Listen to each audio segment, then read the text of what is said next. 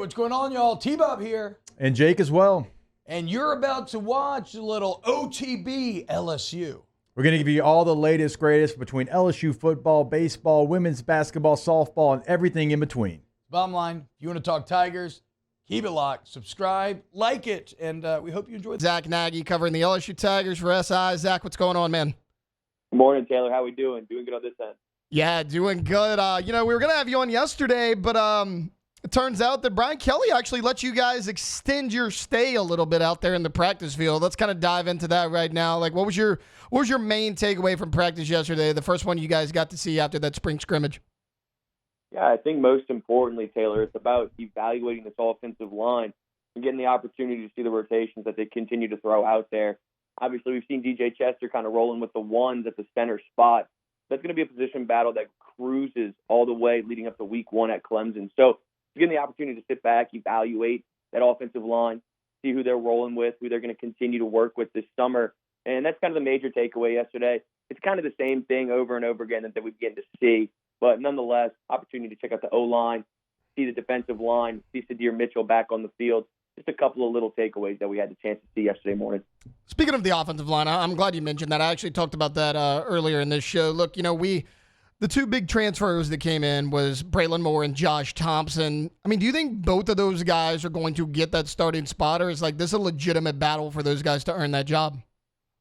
I think this O-line is just kind of a big old puzzle that you got to put together, and you have a couple of months to do so, but you have a ton of versatile pieces that you can throw in the mix there. Obviously, like you said, Josh Thompson, and that's the epitome of a versatile piece up front. He can play guard, he can play tackle. Right now, they've been throwing him in with the second team at that right tackle spot behind Weston Davis. I think ultimately when things come down to it week one at Clemson, he's going to be a guard for this team. I think his interior spot is where he's thrived the most. I think it's where he has the chance to be most successful under Brad Davis. So for me, I think there's an opportunity for him to start come week one at the guard spot. Braylon Moore and DJ Hester, that's a true battle right there. They've been going at it for the last couple of weeks.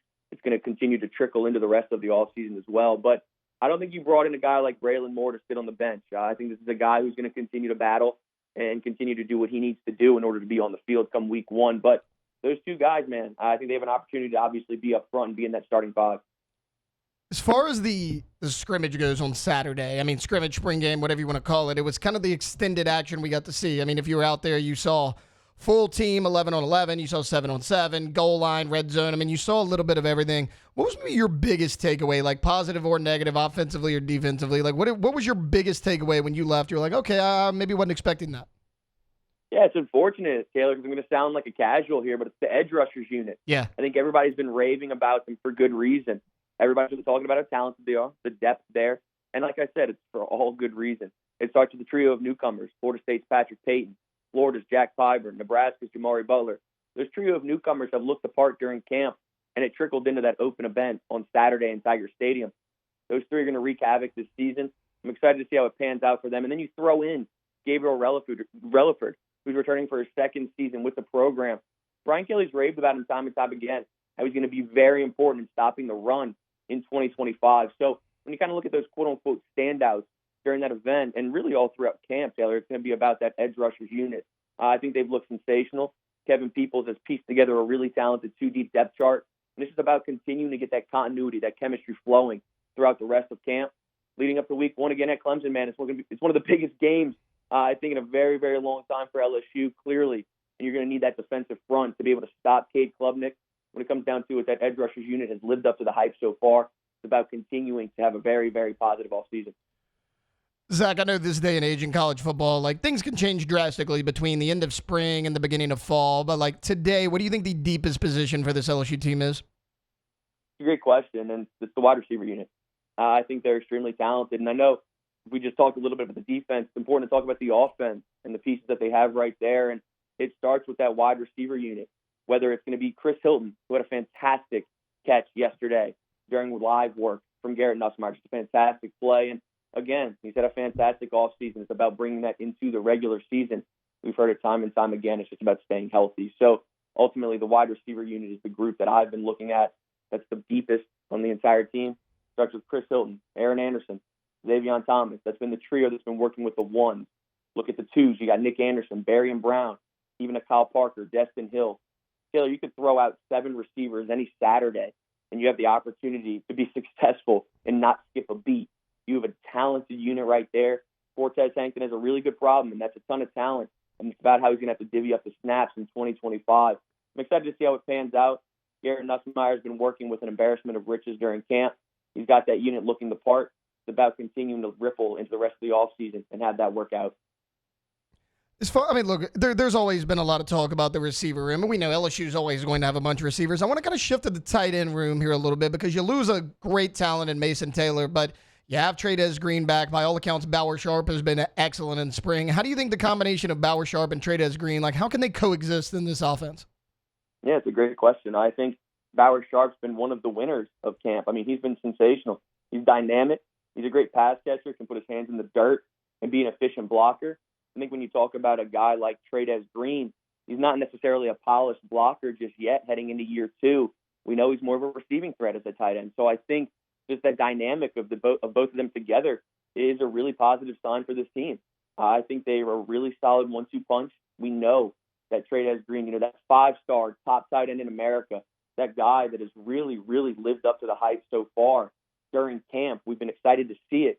It's about continuing, once again, to have a good rest of the offseason.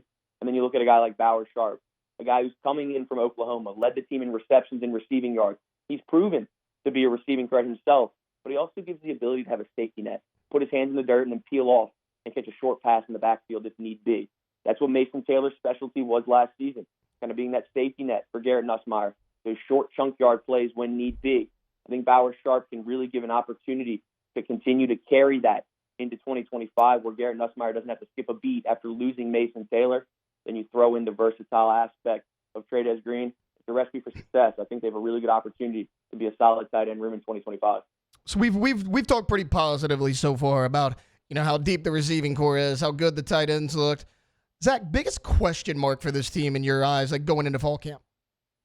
Yeah, I think it's easy to sit back and talk about the positives of this team and the depth that they have in a bunch of different rooms. But the one quote-unquote concern and the one spot that I'm intrigued to see if they utilize this spring window in the transfer portal is going to be at that safety room. And again, I think that's one that a lot of people are talking about. It's the spot that might have the least amount of competition in that room, the least amount of depth. You've thrown in North Carolina State's Marcus Cooley, a guy who's thrived in the ACC. It's about upping the competition level and continuing to handle business in the SEC. And then you look at the other guys who are quote-unquote not proven.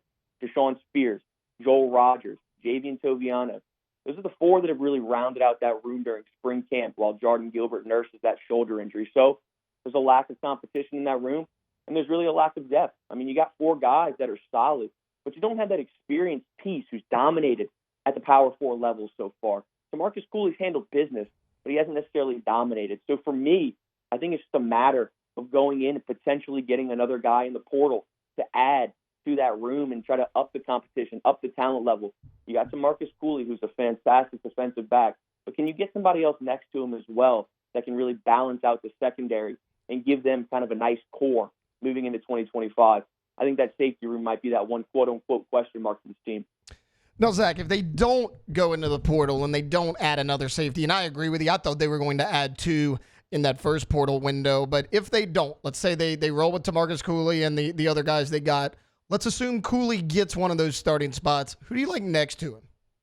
Yeah, it's a great question. And Brian Kelly's talked about not really necessarily hitting the portal with force during the spring window. So you might be dealing with what you got right now. And you throw into Marcus Cooley in one of those spots. And at the other side, Javian Toviano has been getting a lot of reps with the one. I just want to see Deshaun Spears take that next step, man. I think he's got all the intangibles. He's got the length. He's got the physical tools. It's just about getting a little bit more aggressive and continuing to become more of a heavy hitter. I think Deshaun Spears has a chance to line up next to him, of course, next season. Just a matter of if he takes that next step. If you were to tell me right now who I think it would be, it'd be Javian Toviano based off the reps that he's been getting with the ones during camp. But if I really want to see somebody take that next step and quote-unquote surprise some people, it's going to be Deshaun Spears. Before we get you out of here, Zack Nagy joining us right now. Your thoughts about the interior D-line? I mean, everybody talks about the edge rushers, how great they look. Look, Kyle Williams is coming in, your new D-line coach. What have you seen from the interior right there on the D-line?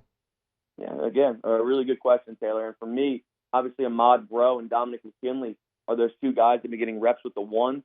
your sophomores, your kind of rising stars from a season ago. Ahmad Bro exceeded expectations. Dominic McKinley came on towards the back end of the season. Those are two guys that are going to have some lofty expectations heading into this year. You got to stop the run. It's all about stopping the run, stopping those mobile quarterbacks. Obviously, it starts up front in the trenches. You got to have those guys dominate. So for me, during camp so far, you've been seeing a heavy dose of that 1-2 punch inside of McKinley and Bro. Throw in Sadir Mitchell, the Texas transfer, who to me has had one of the better camps so far on this defensive unit. I think Sadir Mitchell has the chance to take some impactful snaps in 2025. Next to him with the twos has been Shone Washington. Really intrigued to see how that 2-deep depth chart shakes out. I think those are the 4 names to obviously monitor. But don't sleep on a guy like Zion Williams, a true freshman who's really emerged, in my opinion. He has the physical tools. He looks the part inside. Doesn't look like an early enrollee. This is a guy who looks physically capable of making an impact as a true freshman. It's just a matter of if Kyle Williams wants to throw him in the fire early. But nonetheless, you got some talent up front. And obviously McKinley and Bro are 2 names to monitor.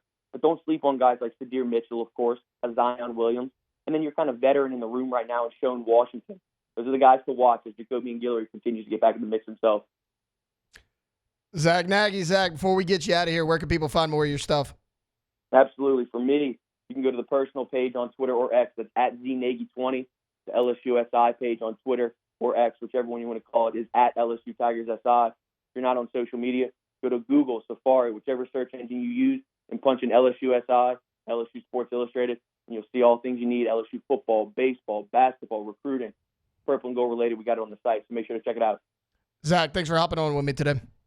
Absolutely. Have a good one, Taylor. Wow, Jake, what incredible takes. I mean, those guys, they're just the best. I think so. And if you think so, again, hit the like button, subscribe, ring the bell so you get notifications when we post every single day here on OTB LSU.